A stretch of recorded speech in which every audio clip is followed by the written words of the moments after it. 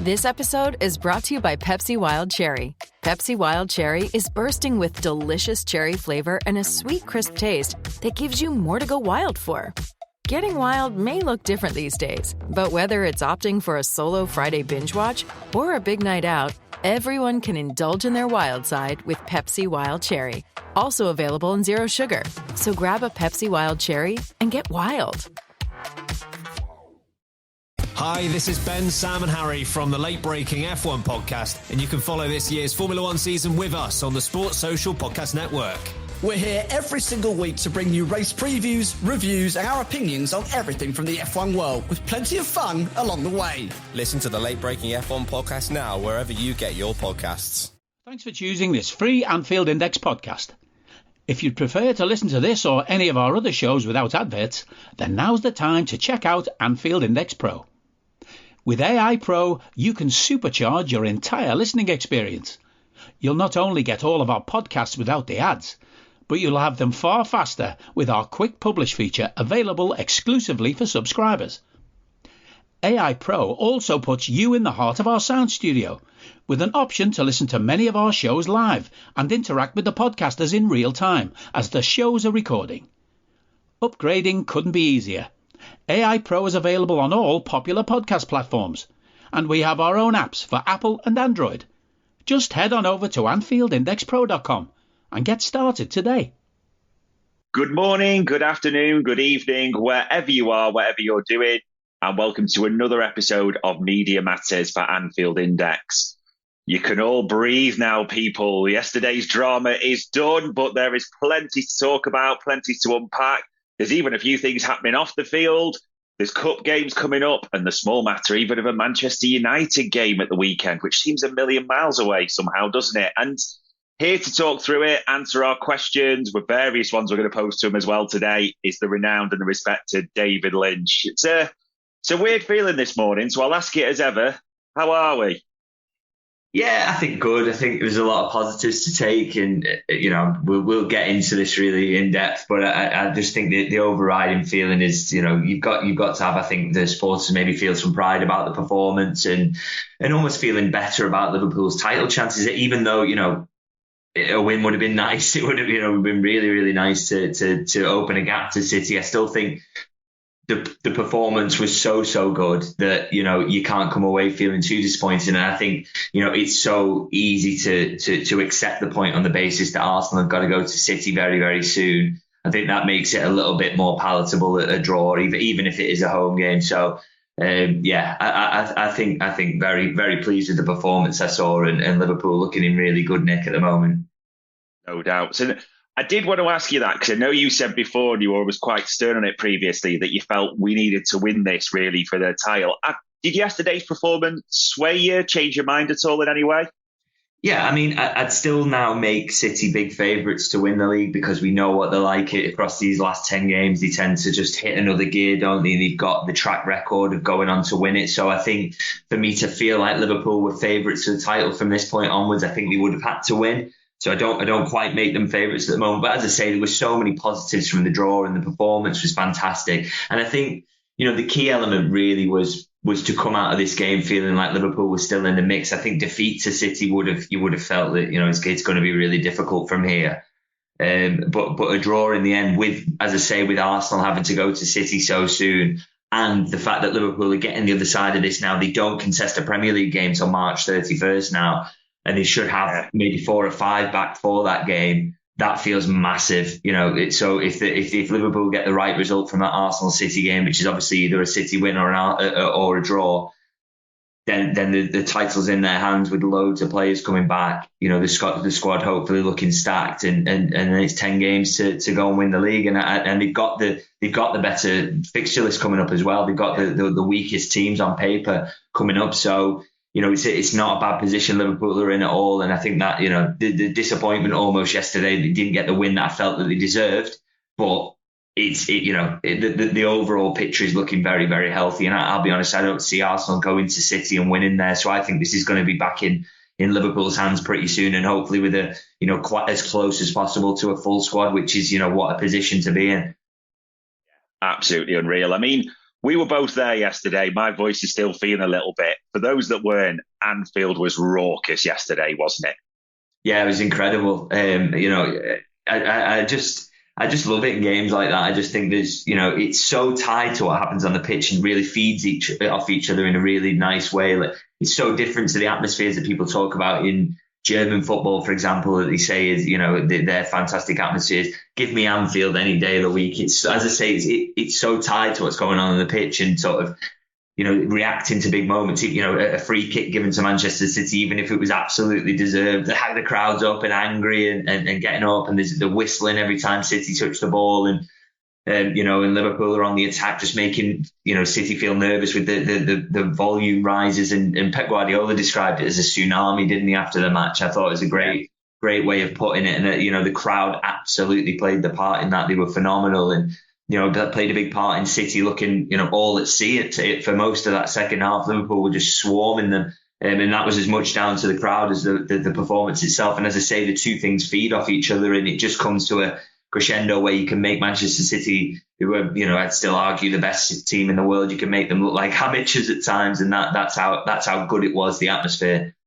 Yeah, no doubt. That was the power of Anfield. And you mentioned that because they did look ordinary. I mean, how do you kind of split the performance a little bit? Because I was nervous at the start in the opening minutes, I've got to be honest, but the longer it went on, the more confident I almost felt. But then I was worried about the sting in the tail. How did you kind of view it minutes through minutes? Yeah, I thought first 10 minutes was City's best spell of the entire game. Like, the way they started that, I almost thought, look, Liverpool have got a lot of injuries here. Man City have learned a lot from coming to Anfield down the years. Is this the time that they finally sort of shake it off and they come and put in a dominant performance at Anfield and actually go on and win? And I think they sort of slightly tailed off before they scored. But the fact they went ahead then through a clever set piece, you're thinking, this is all going for City here. That's, fair play to them, by the way. That corner routine was brilliant. I thought, and in big matches, it's so good to have that up your sleeve. So to pull that one up, fair play to them. And I thought once he got the nose in front and they'd had the confidence of that opening 10 minutes or so in them, that maybe they could go on and control this and as I say, get the win at Anfield for the first time in front of fans. But the way Liverpool rolled back after that, I mean, I thought by the end of the first half, this has been absolutely even. I thought it was a pretty even game with City having the nose in front off that set piece. But then second half, just a no contest, really. I thought Liverpool were all over them, just completely controlled it pretty much from start to finish. I mean, City still had some moments in there. I think Doku striking the post particularly. But, it was pretty much Liverpool control from start to finish, really, in the second half. And they were the team who looked most likely to win it and were very unfortunate given the chances they had not to do it. So I think on the overall passage, balance of play, that Liverpool were the better team. And I think, that the XG shows that Liverpool were pretty dominant in this. And the team that will come away thinking that, not a bad point by any means, but probably deserve to get more than that. Yeah, you're right. They had the moments, but I think it's quite telling when Pep takes Kevin De Bruyne off at Anfield to give them a bit more in midfield. I think that tells its own story of that second half more than anything. And I mean, this one, in a great way, there's contenders galore probably for this. Who did you give, or would you give personally, man of the match to? Like you say, really, really tough, because I thought there was so many outstanding performances in there. I think very few Liverpool players you'd say didn't play fantastically well, really. So it's quite difficult to pick. I mean, I'm going to just run through a few that I thought were fantastic. I thought Virgil van Dijk was phenomenal. He is so good at the moment. I mean, it really is surely the back to being the best centre-back in the world. He doesn't look anywhere short of what he was previously. He's been absolutely phenomenal. I thought he dominated Haaland yesterday, and almost laughable at times how he kept him out of the game. And that one where they were one-on-one with each other, yeah.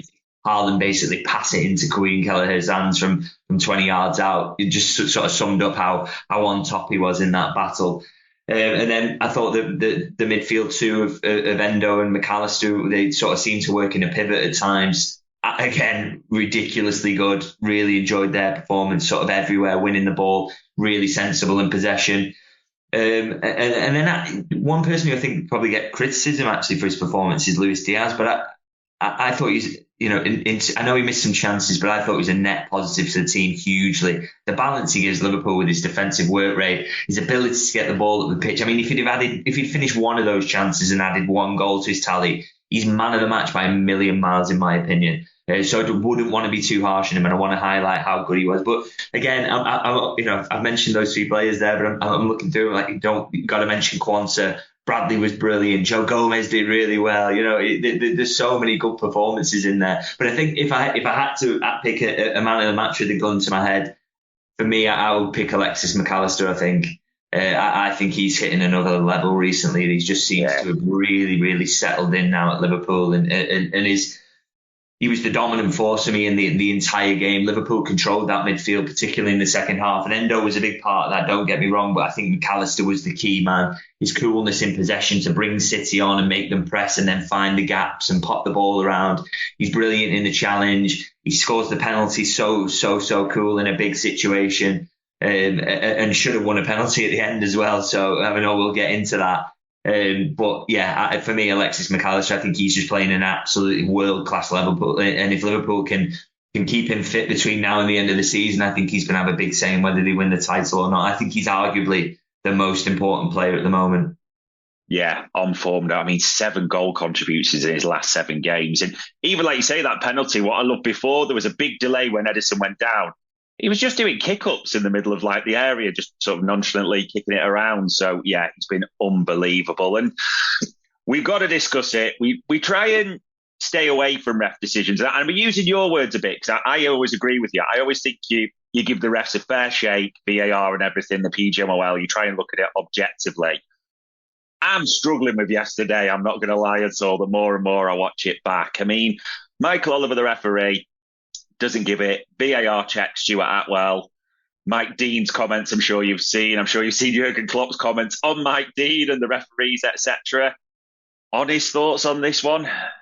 Yeah, it's just a penalty, isn't it? It's absolutely a penalty. I just don't think, I do try and be fair on the referees, but I think Michael Oliver will look back at that one and feel like he's made the wrong decision there. I mean, I do kind of feel for the ref in the sense that when you see the angle he's got, he's in a really good position, actually. But unfortunately, he's seeing McAllister's back, so he doesn't see the weight of the contact. It could, as far as he's concerned, maybe be a little brush. And now what goes against the referee in this situation as well is that he'll see, he'll be able to, when he's talking over the mic, be able to see, okay, I saw a bit of a coming together, but I don't think it was enough to be a penalty. And then the bar is then set at such a ludicrously high level for them to. Basically, the VAR can only go and tell them to go and look at the screen if they think 100% we nailed on. It's going to be a penalty. You very rarely see them sent and then they stick with the on-field decision. So, because of the way that VAR is built in that situation, I think it doesn't help the referees. I mean, Jurgen put it best really when it was put to him about that high bar, and he said, "Well,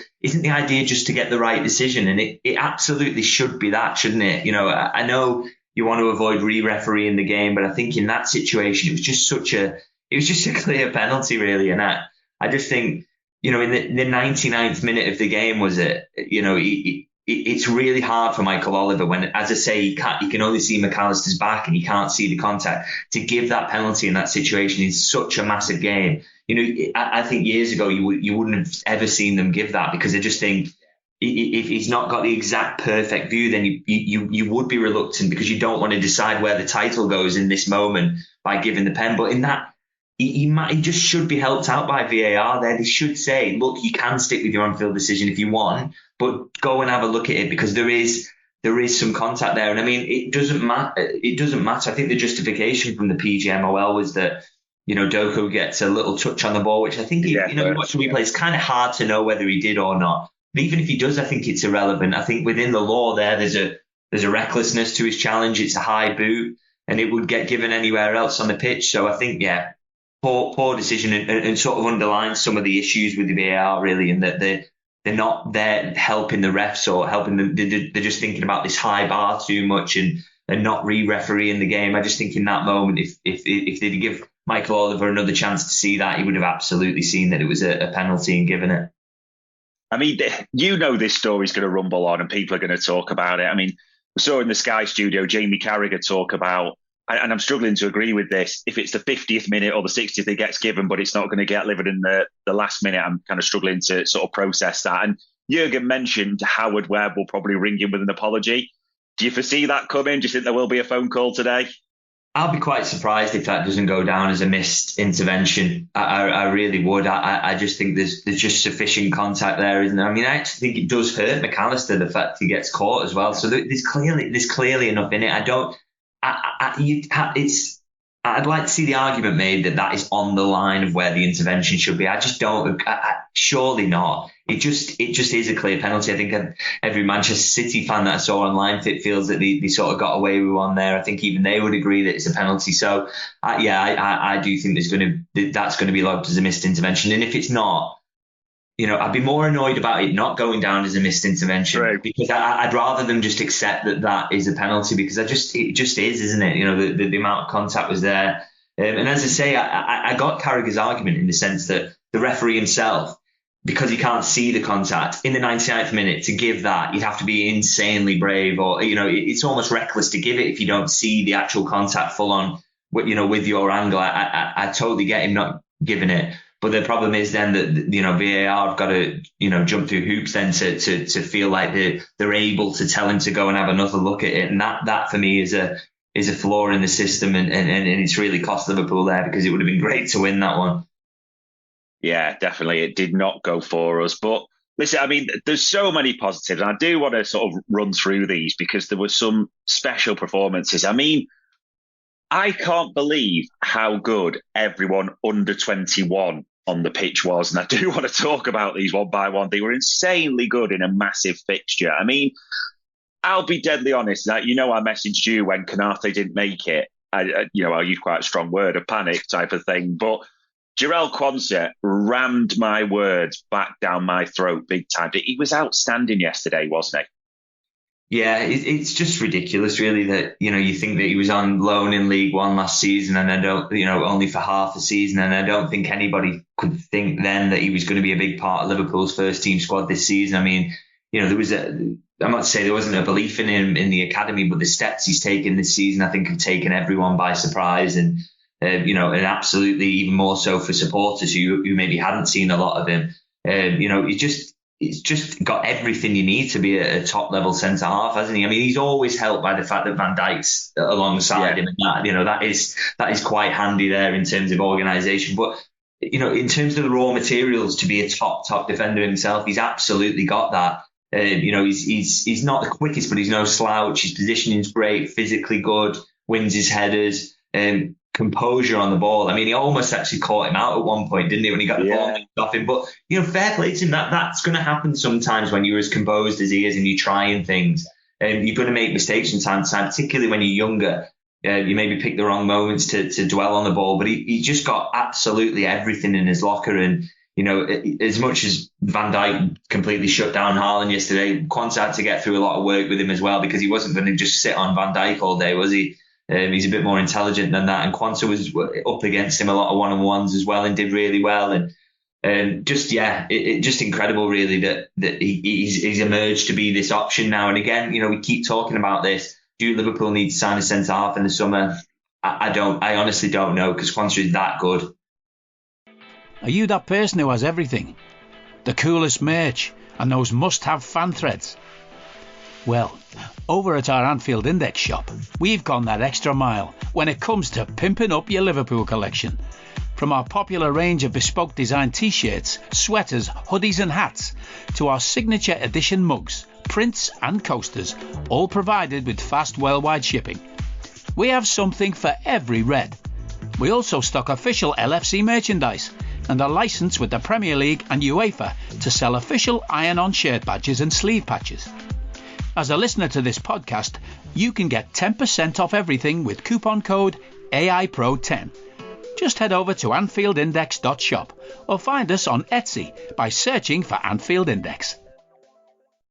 Yeah, there's a bit now, especially after yesterday.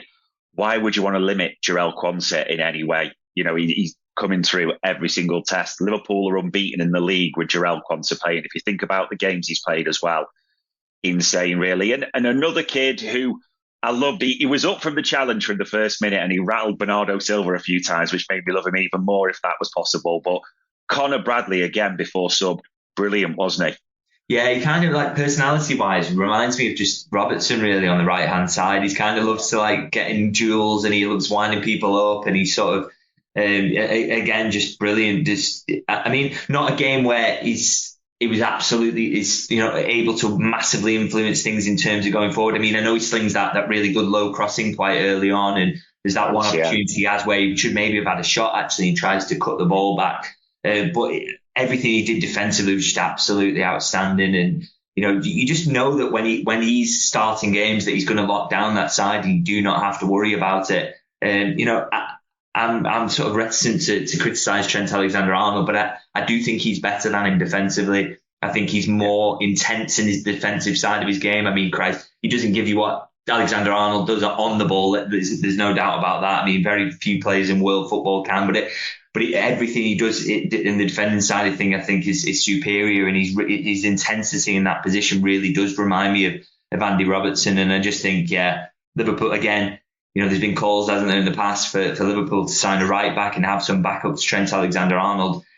I think Bradley's been good enough to even make the argument, does Trent move into midfield now? He's been that good for Liverpool. So, another brilliant performance. And he's another one like Quansah, just keeps passing every test, doesn't he? The biggest games, you throw them at him and he's easily good enough to be at that level. And, another one again who was on loan in League One last season. It's just remarkable. It's testament to the coaching that they've got from Jurgen Klopp, but also how good they both are as footballers and characters as well, to just take this on and be able to sort of meet that level so easily.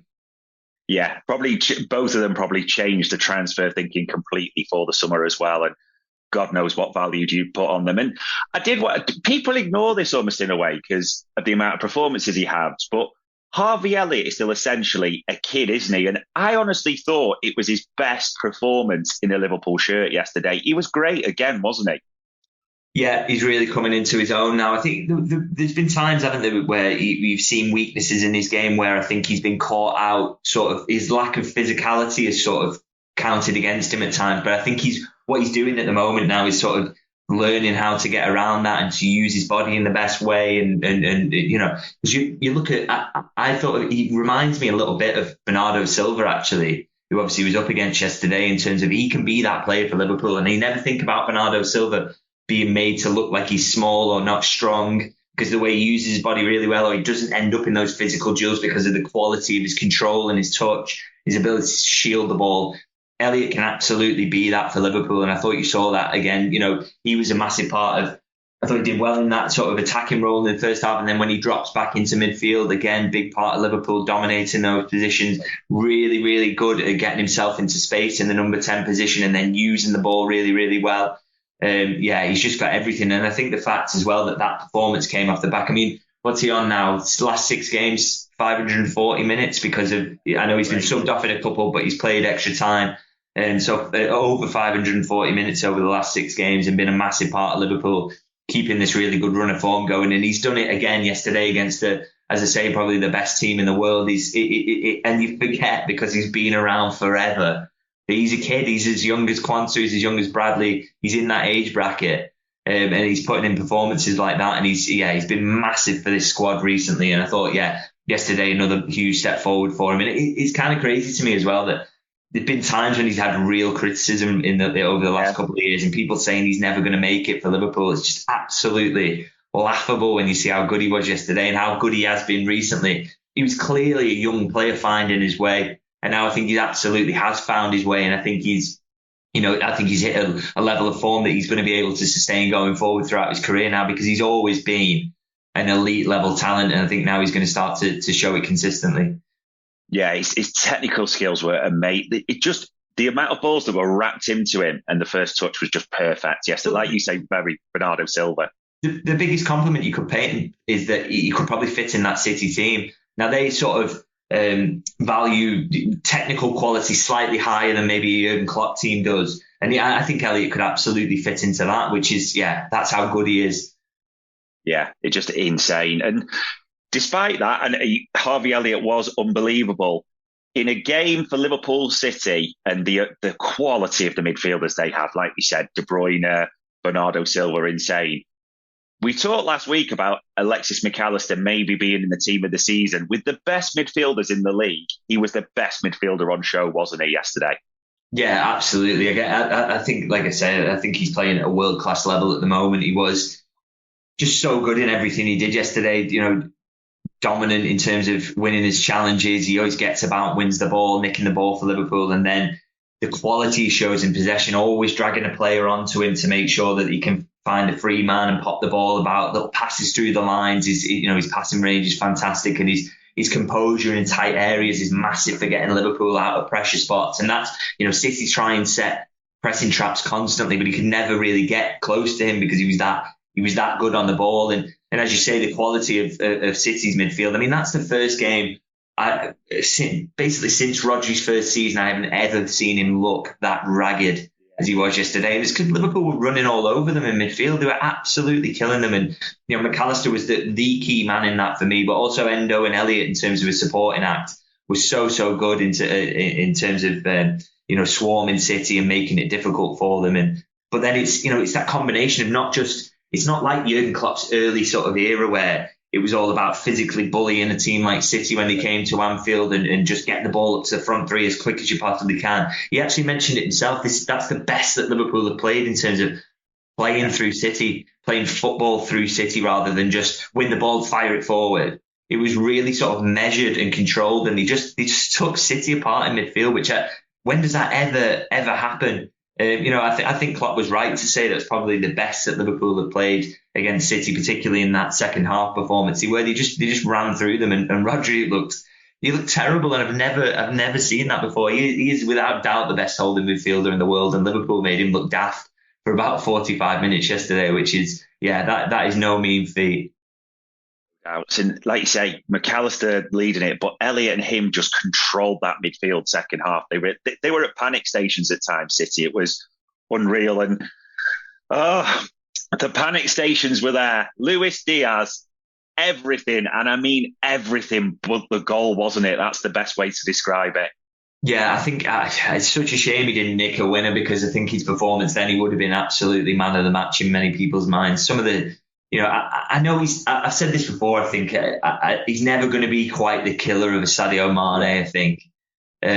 But, you've got to say, and obviously in a game like that yesterday where the chances fall to him, you think, well, that's maybe not good enough. But I still think, the system is set up in such a way that basically Nunez and Salah, those are the ones you want to be your killers. You have to provide some balance in that front three in terms of work rate down the flanks and in terms of ability to carry the ball up the pitch as well, not just be the finisher. And Diaz absolutely does that. I mean, I think he contested 14 ground duels yesterday, which he's always involved in that many because he's always involved in the game. His work rate is ridiculous. And as I say, progressing the ball with his dribbling and also his ability to work back and help the team out there, he's absolutely massive. And I thought he was a really, really important part of Liverpool playing well yesterday. It just is a shame he couldn't finish off the chances, though. I do think the one he kind of passes wide when he goes in one-on-one. I haven't seen it back, but I'm not sure if he was offside there, maybe. I hope so. I don't know. I thought he was phenomenal. And the missed chances shouldn't take away from that. He has scored some important goals for Liverpool this season, and he will score some more. He may never hit Salah-like numbers, but if you've got Salah and Nunez in the same front three, you need a Diaz to balance it out. You need someone who's more of a midfielder than a centre forward, and he absolutely is that. And I think even with the missed chances yesterday, his value was absolutely massive. No doubt. So he's been on a great run recently as well. He's played a lot of minutes, like we say, with Harvey Elliott, and he will be gutted about yesterday because he'll look at that one that he put wide in the first half when he was in the D, and it seemed a great chance. Like you said, the 2 1-on-1s, even that one, there was the one where it was a great move, if you remember, and Nunez reversed it back to him. The first touch just went away. He will look at that and be obviously frustrated. But at the same time, I mean, that moment in the game in the 81st minute where we were a bit tired, I think it was a bit of a dip before the end. He takes it from the edge of his area. I mean, that I can't remember a dribble like that, can you, where he just sort of just takes them on a dance. Kyle Walker's just stepping everywhere type of thing, falling over. And he wins the corner and he kind of falls down of exhaustion. But that was like watching Prime Mane, wasn't it, realistically? Yeah, the moment when he gets near the halfway line, he does a little cutback and keeps going, and seemingly doesn't slow down at all to do it. No. I've never seen anything like that. It was brilliant. And again, like I say, I think that sums him up. His ability to get Liverpool up the pitch is a really underrated element of his game. And they go from being in their own half to winning a corner against City and piling the pressure on in that way. And as you say, in a moment where Liverpool, maybe looking a little bit tired, City starting to get a bit better off the back of that Kovacic substitution, I think that helped them a little bit. He just gets them up the pitch, and he is just absolutely tireless. And I think, for balance's sake, you do need him in the team a lot in these big games, and that's why he will be sort of, he will be on the team sheet in these ones and will be going forward. And yeah, as I say, some moments he'll look back on and regret, but I cannot be too critical of his performance, because I thought he did everything he could in terms of, work rate and as I say, helping Liverpool get out. And on a different day, one comes off his foot a bit better and he scores a goal and he's the hero. But it's just that's football, isn't it? Yeah, just the way it works. Everything but the goal from Luis Diaz, literally. And you talked about balancing the team. As much as McAllister and Elliott are playing through, running the show, Endo as the supporting cast. I mean, he just gets through so much unheralded work. He was immense yesterday, wasn't he? Yes, 16 million, by the way. It's just crazy. I mean, when Jurgen Klopp was sort of talking him up when he signed, I just thought it was, to give him confidence and to say, he's going to do a decent job for us. But I really couldn't see him being anything more than a sort of good squad option to get through the Europa League and help in that sense and give McAllister a rest maybe if he's playing the number 6. But he's so much more than that. He absolutely has to be in Liverpool's starting midfield. He's genuinely playing at the level of Fabinho. And again, that is not hyperbole. Liverpool dominated that City midfield yesterday. They've been dominant in midfield ever since Endo's sort of got on this second half of the season run of form. He's just a massive player for them, and he wins every challenge he's involved in. He uses the ball really sensibly. I think he's not extremely expansive in his passing range, but he can pick some really nice passes through the lines out at times as well. So he's just a wonderful football, and you just think, how has he been playing for Stuttgart for so long? Being in relegation battles when he could have been playing at this level for the past few years. And you just hope that he's 30, that he's got another 2 or 3 years of this left in him, because he's been an absolute revelation, and I'm really loving watching him. And he will be, he absolutely will be starting in Liverpool's midfield in all the games if he's fit between now and the end of the season, because he's utterly key to the way they play. And the fact that he did that yesterday against City just shows how good of a footballer he is. Yeah, insane. And you're going to hate me for asking you this, but I think almost Liverpool and Jurgen Klopp have got the perfect nightmare soon with everything coming back, and fingers crossed we get no more injuries. I mean, Endo's there, McAllister's unbelievable, Szoboszlai's back, Harvey Elliott was immense even when he dropped into midfield yesterday. We're not even talking about Curtis Jones yet, and he's coming into the mix. Is it almost impossible to pick Liverpool's strongest midfield right now? To be honest, I wouldn't even talk about it on the basis that Jurgen will probably think that we're going to curse them and they'll end up getting an injury, so he won't have to make that selection. But yeah, it's a tough one. I mean, I'd have said Curtis Jones would be an absolutely guaranteed starter yesterday, but then you look at the midfield on paper and you're like, well, who would have been left out? I mean, the argument would be Szoboszlai, because he's clearly not quite match fit, is he? I thought he was quiet yesterday, one of the rare Liverpool players who was, but you can absolutely give him a break on that, because he needs to get his rhythm back up. Curtis, I think, would have started instead of him, but I think that's, in the long term, that's a good battle between them two. I mean, you absolutely, Endo has to start, McAllister has to start, and it's all about that last spot, isn't it? And I guess we'll just see in terms of whose form is best between now and the end of the season, in terms of who plays the most games. But it's going to be, hopefully it'll be a nice headache to have, and that Liverpool can have that fully fit squad. That fully fit squad that can, that gives the manager those decisions to make, because it just hasn't happened enough this season, has it? No, not at all. And yeah, you just fingers crossed with this break, maybe coming at the right time with everything. And I mean, we wax lyrical, and there's so many positives about yesterday. There is just a few things I do want to ask you about, so you can get your booze in now, people, if you're listening, but it's important to ask. Couple of decisions. I mean, Konate not making it, and obviously the injury second half against Sparta. Have you any longer term concerns? We've alluded to this in the past, but it does just seem to keep picking up these muscle injuries more than anything. It's never ability with Konate. He's an unreal player, but it's the availability issue. Is this going to sort of build a bit for you? It's an interesting one, really, because I almost feel I imagine he could have played, to be honest, because there's no way if he's got a muscle issue that's keeping him out, and yet he could be in contention for United. And Klopp seemed really confident that he's going to be in contention for United. Didn't even think it was going to be an issue. So that is on the real minor muscle issue. If it's enough to just keep you out of one game, basically, it's almost like it's not there at all. I think they were maybe just protecting him. They don't want it to turn into anything bigger. And that decision was made, particularly with the situation Liverpool are in. Look, if we can leave him out for this game, but he can play for the rest of the season, then it's an absolute no-brainer. So I think they just didn't want to give themselves that decision to make in terms of putting him in the squad and having him available. If there was even the tiniest little bit of risk attached to it. His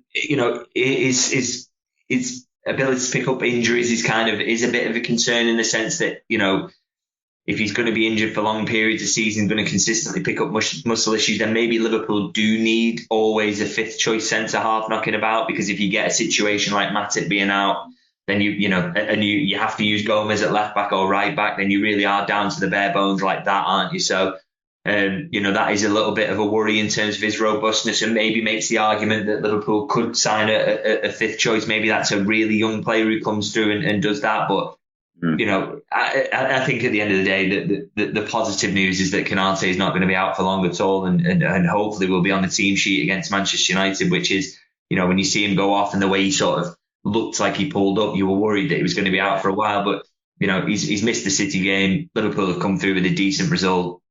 Quansah played out of his skin, and Konate will be back soon, so you just got to take the positives where they are, and that's not too bad in the end, is it? No doubts about it, and especially if he's back for United, it is minor. And it was a surprising selection for many. Andy Robbo on the bench. I mean, I know he wasn't great against Sparta. Were you surprised that Gomez came in at left back? Does that say anything more, or is it just rotation for you? Yeah, I wasn't surprised, to be honest, because I think that decision had already been taken. I think the fact that Robertson plays the 90 in Sparta and Joe Gomez comes off in the 45, I think that Jurgen had already thought, I'm going to play Joe Gomez at left back here. I think that decision had absolutely been taken, because what he would have done otherwise is to put Kostas in against Sparta Prague, and then you would have seen Robertson start against Manchester City. So I think that call, like I said, had already been made. It was a bit of a weird one, actually. Jurgen says, "Oh well, we couldn't start Robertson for 3 games on the bounce." Well, you make that call in Prague, don't you, to start him and play him for the 90? So he clearly had it in mind, and I get the thinking there in terms of trying to stop Phil Foden cutting in on his left foot. Same with Bernardo Silva, and I think in the end, I think that proved to be the right call, actually, because I think the both of those sort of struggled in the end. After that first 10 minutes or so, where Gomez was a little bit ropey, he kind of struggled to get into the game and really influence things. And he was always going inside with Foden, and he really sort of kept him quiet, didn't he? And did a good job of that. So I think it was the right tactical call. I don't think it says anything really long term about where Robertson's up to or anything. I think sort of too much is made, really, of the game he had against Sparta Prague. I don't think Liverpool played that well defensively at all, but a lot of that was basically Sparta's whole thing was, right, get the ball, ping it in behind as quickly as you can, and you can be as well set as you think you are and as good a defender, but you can't. It's so hard to defend that space if people aren't getting out to block to stop the pass being made. So I don't think it says anything about Robertson or where he's up to now. It's sort of surprising. He seems to be a bit of a whipping boy in social media at the moment, I think, Robertson, and people don't. I think he's unbelievable. I think he's had great games this season. I thought when he came on against City actually yesterday, I thought he was brilliant. He creates 3 chances. He brings that extra attacking balance that maybe Gomez doesn't provide when he's there. So I think it was just a tactical call, and I think justified by the way the game played out, and almost really paid off with Robertson coming on, adding that width late on. But that really helped Liverpool get another second wind and nearly go on and win it. So I think that the manager got that call absolutely right. There always tends to be one whipping boy amongst the fans, doesn't he? And maybe it's his turn. Maybe it will stay his turn for a while. Who knows? And I mean, God, I can't believe it's still unbelievable. I'm still processing it myself. And the coming week, Sparta second leg, which does, it's a dead rubber essentially. We're looking at it now, isn't it? 5-1 from the first leg at Anfield. and then United 2 cup games. Is it as simple for you as saying, play anyone, play the kids or whoever's fit for the cup or the second leg of the Europa, because it's all about United next weekend? Is that how you're seeing these two? Yeah, I think there's a few who'll need to sit this one out just through the work they got through against City. I mean, I kind of wouldn't like to see Endo anywhere near it, for example. He's someone who just absolutely grafts, doesn't he? And same with McAllister as well. I think it was, the call to go quite strong in certain areas against Sparta Prague was sort of justified with the way that this has been turned into a non-event, hasn't it? And also then Liverpool backed that up with a great performance against City as well. So absolutely was justified to go strong in that. And now they've got a free hit here before they go into United and they can get a decent rest in and go into United absolutely full strength ahead of the international break. So I think that was the right call in terms of that. And I think with the team now against Sparta Prague for this second leg, I think we're just going to see sort of, there's a few players who, yes, some kids, absolutely, I think to make some changes there, but there's a few who need a bit of rhythm, don't they? I mean, Szoboszlai needs to start for me. He needs to get some rhythm back. He looked off it against City and absolutely understandable with the amount of football he's missed. So give him another game, give him another 60 minutes. Let's see if we can get him back up to speed as quickly as possible. I think Gakpo needs a goal. Be good for him to get a goal if he can. So, I think his confidence looks a little bit shot at the moment. And so we'd love to see him back amongst the goals if he can get an opportunity to start. And then, your likes of Bobby Clark could start, which would be good. I would love to see Jayden Danson in the team if possible, if he's recovered from that concussion. So could be a really good team. It's sort of good mix, and it'll be an interesting one to see what he goes with. And I think it'll be an interesting team and a lot to sort of be, to take interest in amongst it. I don't need a VPN. I've got nothing to hide. This is what I used to tell myself before I hooked up with LibertyShield.com. Not only is my home internet now fully encrypted, but I can now access all the websites I want, whenever I want, and do so from absolutely anywhere. As a Liverpool fan, I love to know I can now watch every match, regardless of whether it's on UK TV or not. My Liberty Shield VPN makes sure nothing is blocked and guarantees me super fast streaming speed throughout that match. You can get connected right now with their software package, which includes a 48-hour no-obligation free trial and instant access to their apps for Apple, Android, Fire TV, PC, Mac and Android TV. Or go a step further like I have and get one of their pre-configured VPN routers. These small but powerful devices allow you to easily connect every device in your home to VPN, making it the perfect solution for smart TVs, Mac boxes and games consoles. Visit LibertyShield.com today and use coupon code AIVPN25 to get 25% off at checkout. Yeah, I think you're probably right. Rhythm will be a key one. You'd fancy even Mo Salah, because he didn't look happy at full time, understandably in the sense that Mo Salah wants to play every game. So he might well be thinking rhythm, get into this and go from there. No doubts. It will be interesting to see. But yeah, all eyes moving towards United and the Cup that way as well. And we're this far into the podcast, we've not even talked about it. It's been off the pitch, as you know, the buzz all week. The Michael Edwards story, it kind of went quiet and then it's back. And now it's really back, isn't it? I mean, from the latest reports that Michael Edwards is in, as he call it, final negotiations with FSG. There's a little bit of uncertainty about what is his role going to be exactly. If is it FSG, is it Liverpool?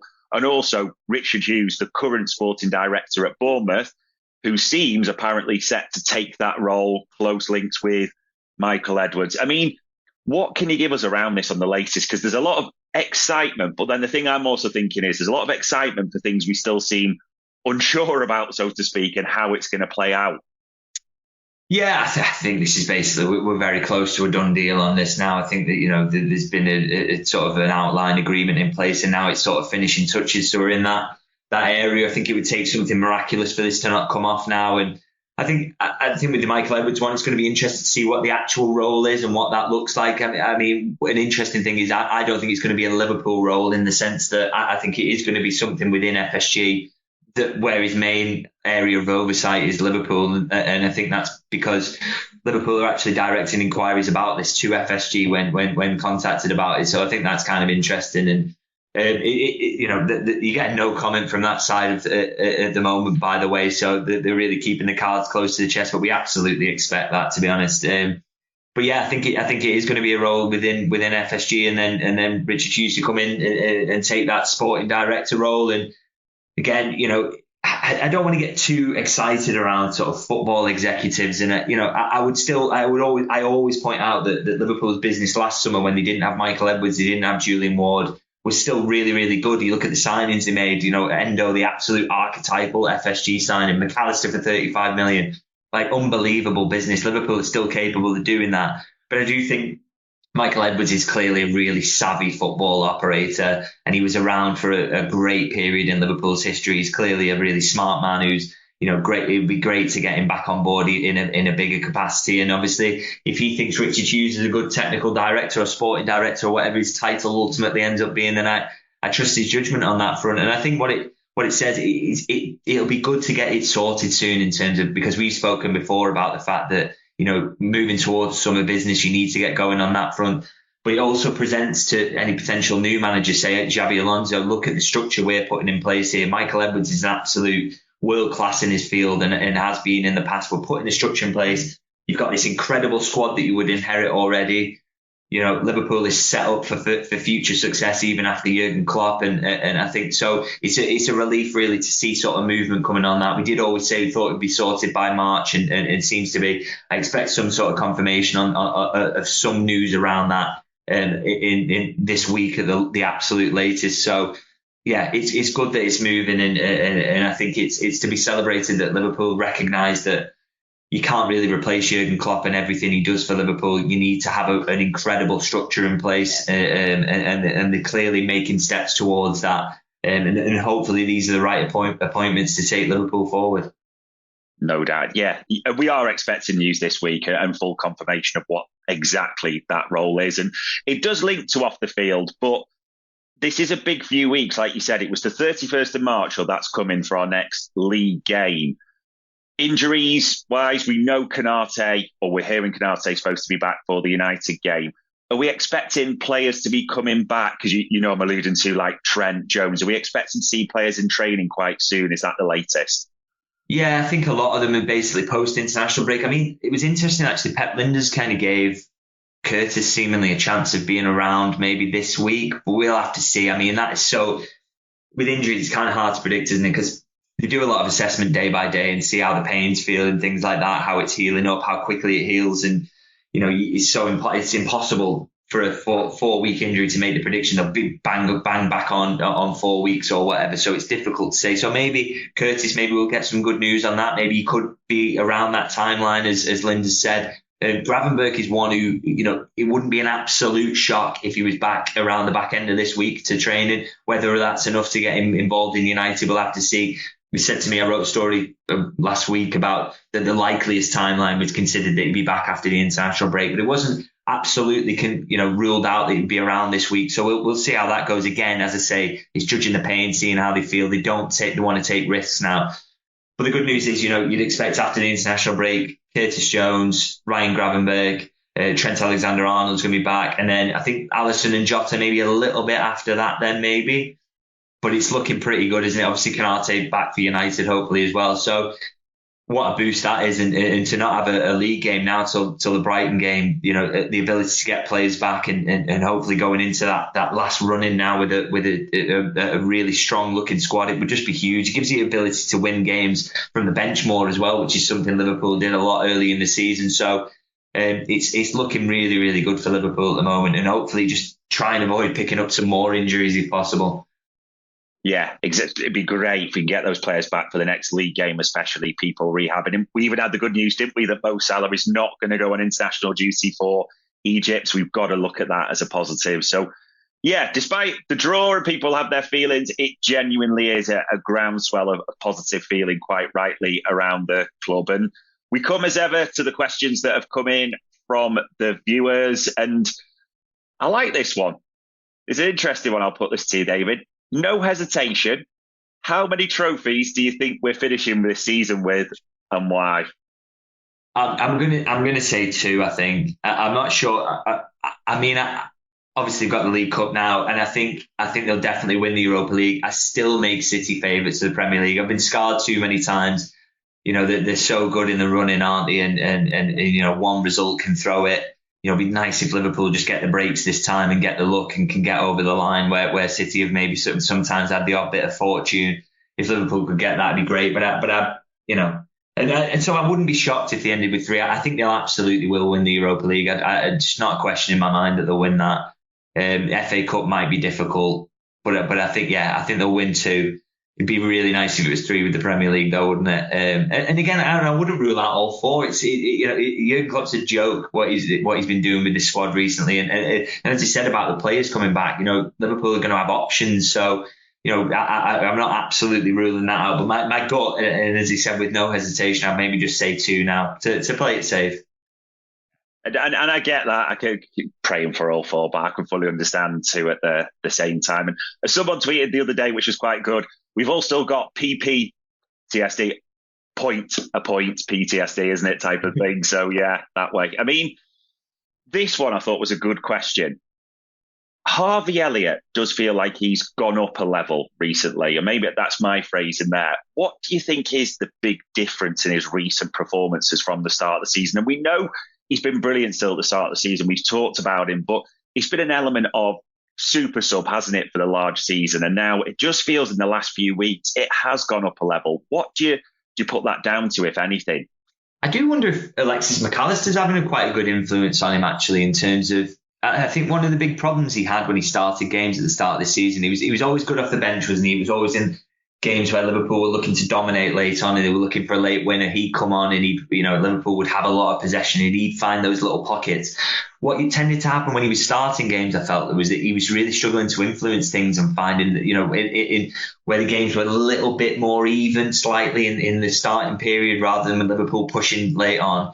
He maybe wouldn't see as much of the ball as you'd like. He wouldn't find himself in the positions. But I think what maybe is happening at times now is McAllister, and actually Endo as well, is really good at this. He's firing those little balls through the lines into the number 10 position. Now, Harvey Elliott is always hanging around there, whether he starts on the right or he starts in midfield. They're always trying to pick up those little pockets in the number 10 space. And I think Liverpool are maybe just getting better at finding him there now.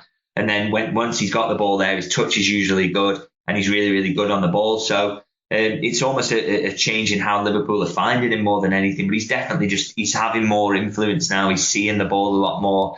And you get him on the ball, good things tend to happen because he's an absolutely quality player. And I think, as I say, I think he can be Liverpool's sort of Bernardo Silva going forward, which, I know he's hated by Liverpool fans, but what a player Bernardo Silva is. And if Harvey Elliott can sort of mimic that and go to that level, then, what an asset he's going to be for Liverpool going forward. No doubt. He's definitely changed that conversation around super sub to possible starter now as well. It does feel a bit different in the last few weeks. I did think that was a good question. And I suppose the final one, and I think we kind of alluded to this a bit earlier, he's done it recently. Is Alexis McAllister in our world-class bracket of players now, would you say? Yeah, I think I said this on my YouTube channel yesterday, actually. I think he's playing at a world-class level now, no doubt about it. I mean, if you can mix it with the midfielders that he did yesterday and come out on top and be arguably the best midfielder on the pitch with that amount of quality around you, then you clearly are a world-class footballer. I think there's no question about that. And I look back to me saying that I preferred him in the number 6 and just laugh now. That was so badly wrong. I absolutely will reassess my opinions based on the evidence that I see. And he's been world-class since he's gone into that advanced position. And I think one of the problems again early in the season was that he wasn't seeing enough of the ball whenever he started in that position. But Liverpool are absolutely, again, getting used to where he wants the ball, where to find him, how to get him on it. And sometimes he's dropping a little bit deeper as well and making a 2 with Endo, which again, to get on the ball, which I really, really like how that works then too as a pivot in possession at times. And that is allowing him to influence the games much more than he maybe was when he first moved into that 8 position. And I just think he's the man to which all Liverpool's play goes at the moment. As I said, I think he's Liverpool's most important player. And I think by that definition, absolutely, he's a world-class footballer. Yeah, he's so key at the moment. He feels like one of the ones you've got to keep fit, doesn't he? When you talk about Van Dijk at the back, him into the middle, he is the main man at the moment. No two ways about it. I mean, Ladies and gents, we have been around the houses. We have asked David literally everything that you wanted us to. We've gone into depth on City, United. I mean, the 4 trophies dream is still alive. I'll let you decide if City are the favourites and how you think it will go, but largely positive. So all it leaves me to do as ever is say, David, thank you for your time and your insight. It's much appreciated. Thanks for having me.